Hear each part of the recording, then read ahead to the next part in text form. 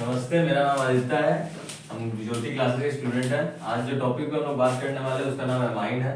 Amine होता क्या है? एमाइन कोई भी एक चेन या फिर कोई भी एक बेंजीन उसमें कंपाउंड में NH2 या फिर कोई भी NH2 या फिर नाइट्रो रिलेटेड कंपाउंड जो उसमें ऐड होता है उसको हम लोग एमाइंस कहते हैं। एमाइंस से सबसे पहले हम लोग बात करेंगे नोमेनक्लेचर के बारे में। नोमेनक्लेचर क्या होता है? नोमेनक्लेचर होता है नेमिंग ऑफ द चेन या फिर कोई भी कंपाउंड। तो जैसे एग्जांपल ये है, जिसमें ये क्या है, ये Cl और Br ये दोनों ब्रांच है। ये नाइट्रो कंपाउंड पे ये टोटल 4 कार्बन से जुटा हुआ है। तो नंबरिंग रूल के हिसाब से लॉन्गेस्ट चेन होता है तो लॉन्गेस्ट चेन होता है।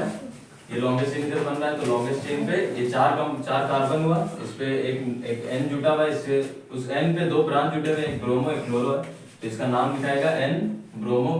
ब्रोमो इसलिए पहले है, क्लोरो ब्रोमो दोनों एक वो है, क्या कहते हैं, हेलोजन ग्रुप। पर पहले ब्रोमो को लिखा गया क्योंकि ब्रोमो में B अल्फाबेटिकली पहले आता है, C बाद में आता है, तो इसलिए ब्रोमो को पहले लिखा गया है। तो N ब्रोमो, N क्लोरो और ब्यूटेन है क्योंकि ये पहले बात तो अल्केन है ये, और 4 नंबर ऑफ कार्बन 4 है। तो ब्यूटेन 1 एमाइन। एमाइन है क्योंकि एमाइन 1 पे लगा हुआ है इसलिए 1 एमाइन लिखे हैं। या तो इसको 1 एमाइन या फिर ब्यूटेन एमाइन डायरेक्ट भी लिख सकते थे। 1 लिखे ना लिखे बात बराबर है। हम लोग बात करते हैं प्रिपरेशन ऑफ एमाइंस के बारे में।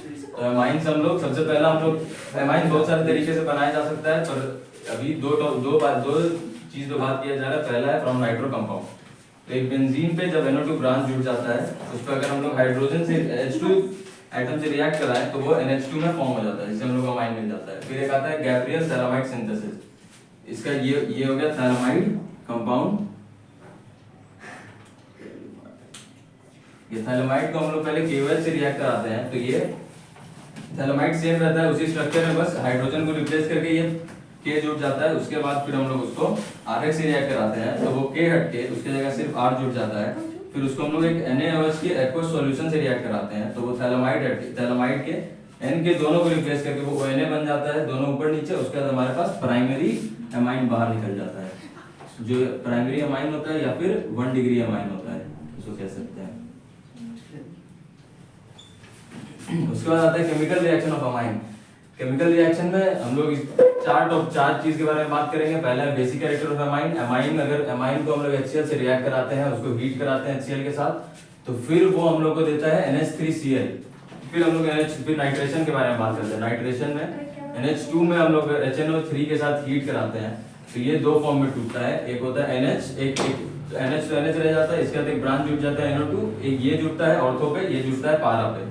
सारे रिएक्शन में ऑर्थो और पारा पे ही जुड़ता है। फिर आता है हैलोजनेशन। हैलोजनेशन में NH2 में Cl2 से हीट कराते हैं तो 2 Cl2 जुड़ता है। पहला जुड़ता है Cl2 ऑर्थो पे, दूसरा जुड़ता है पारा पे।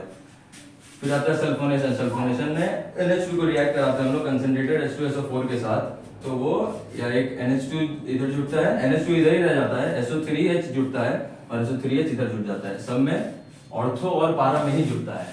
Thank you.